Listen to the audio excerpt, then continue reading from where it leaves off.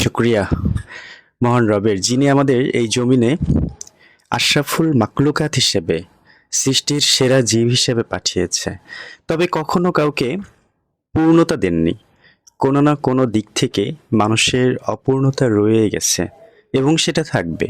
সুতরাং আমাদের এই ডেইলি লাইফে, সংসার জীবনে কোনো না কোনো দিক থেকে মন খারাপ, উদাসীনতা এবং ডিপ্রেশন থাকবেই।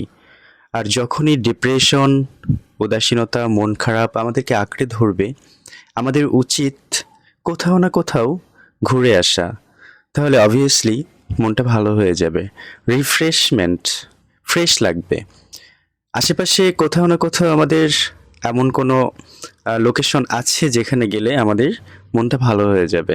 ঠিক এমনই একটা লোকেশনে আমি গিয়েছিলাম, ঠিক ঘুরতে না, রোড সাইড দেখেই দাঁড়িয়ে গেছি। আমার কাছে ভীষণ ভালো লেগেছে এই ডেকোরেশনটা। এখানে